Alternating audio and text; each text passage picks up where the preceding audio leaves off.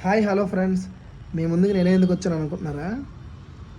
నిన్న నాకు ఒక ఇన్సిడెంట్ జరిగిందనమాట. ఇన్సిడెంట్ మీ అందరికీ చెప్పాలి, మీ అందరినీ ముందుగానే అప్రమత్తం చేయాలని చెప్పి రీల్ పెడుతున్నాను. తప్పుగా అనుకోవద్దు, బాధపడద్దు. ఎందుకు అని అంటే, నిజంగా చెప్పాలంటే తస్మాత్ జాగ్రత్త. ఎవరెవరు అనుకుంటున్నారా? బ్యూటీషియన్లు, మేకప్ ఆర్టిస్టులు, ఇన్స్టాలో మంచి మంచిగా ఉన్న పేజీలు ఉన్న మేకప్ ఆర్టిస్టులు, వీళ్ళందరూ కూడా జాగ్రత్త పడాలి. నేను నిన్న ఒక ఇన్సిడెంట్ ఫేస్ చేశాను. అది ఏంటి అంటే, ఒక సిఆర్పిఎఫ్ జవాన్ అని చెప్పేసి ఒక ఆయన ఫోన్ చేశాడు. మాట్లాడాను ఆయనతో. మాట్లాడితే హిందీలో మొత్తం మాట్లాడారు.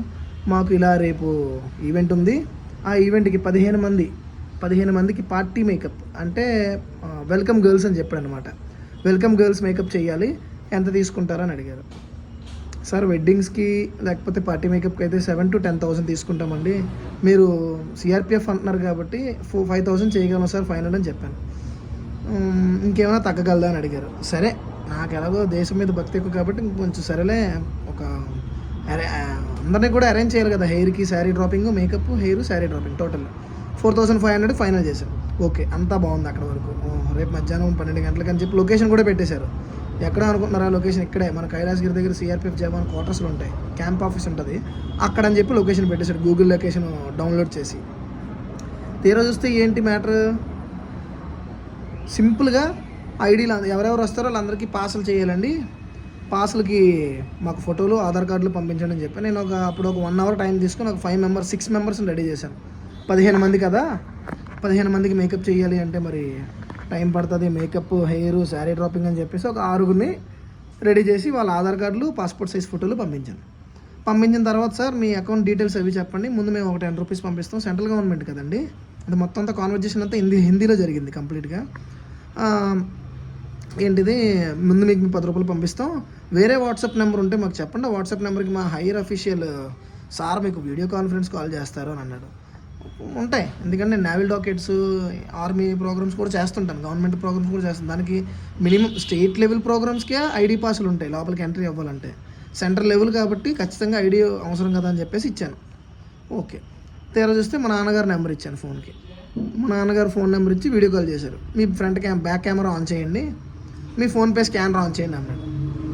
యాక్చువల్లీ డీడీ ఉంటుంది, లేదంటే ఈవెంట్ మొత్తం అంతా అయిపోయిన తర్వాత పేమెంట్ ఉంటుంది.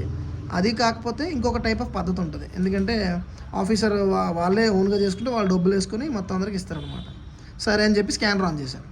స్కానర్ ఆన్ చేసిన తర్వాత, సార్ మేము 10 రూపాయలు వేస్తాం, ముందు మీరు చెక్ చేసుకోండి మీ పేమెంట్, అది మీ అకౌంట్లో డబ్బులు కరెక్ట్గా ఉన్నాయి లేదా ఎంతనో చెక్ చేసుకుని మేము 10 రూపీస్ వేస్తామని అన్నాడు. ఓకే, నేనేం చేశాను, ఆల్రెడీ ఇంతకుముందు నేను ఒకసారి తిన్నాను అనమాట వేరే దాంట్లో. నేనేం చేశానంటే కెమెరాకి కనిపించకుండా ఫోన్ పక్కకు పెట్టి నేను చెక్ చేసుకున్నాను. ఓకే, నా డబ్బులు నాకు ఉన్నాయి. అలా 3 times చెక్ చేసుకోమన్నాడు. 3 times కూడా నేను ఏం చేశాను, పక్కకు పెట్టే చెక్ చేశాను. పిన్ తెలియలేదు అడిగి, స్కాన్ తెలిసిపోయింది. సరే సార్, ఓకే సార్, మీరు చెక్ చేసుకున్నారు కదా, అంతా ఓకే, ఒకసారి మేము డబ్బులు వేయడానికి మీకు డబ్బులు వేయడానికి ప్రయత్నిస్తున్నాం, కొంచెం సర్వర్ డౌన్లో ఉంది, మీ క్రెడిట్ కార్డు ఫోన్పేలో ఉంటాయి కదండి కిందన, DTH bill, credit card bill అని హాల్ కొట్టేసి అందులో క్రెడిట్ కార్డుకి ఎంచుకోమని, క్రెడిట్ కార్డు ఎంచుకోమని చెప్పేసి క్రెడిట్ కార్డు కూడా కెమెరా నుంచి చూశారు. చూసి ఫైనల్లో ఏమైంది, add on new credit card మీద టచ్ చేయండి అన్నాడు. ఎందుకంటే డైరెక్ట్గా ఫోన్లో నుంచి డబ్బులు తీయడం కావాలి, పిన్ నెంబర్ చూడనవ్వలేదు నేను. సెకండ్ ఏమైంది, క్రెడిట్ కార్డు వాళ్ళ నెంబర్ చెప్పేసి ప్రొసీడింగ్ కొట్టమన్నారు.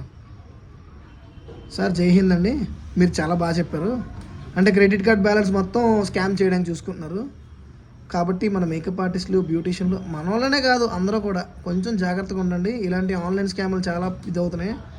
అనవసరంగా వాళ్ళు చాలా అంటే ఒక ఉన్నతమైన స్థాయిలో ఉన్న ఒక బోర్డర్ సెక్యూరిటీ ఫోర్స్ పేరు ఉపయోగించుకొని మరీ ఈ స్కామ్లు చేస్తున్నారు. కాబట్టి కొంచెం జాగ్రత్తగా ఉండండి, ఆలోచించండి.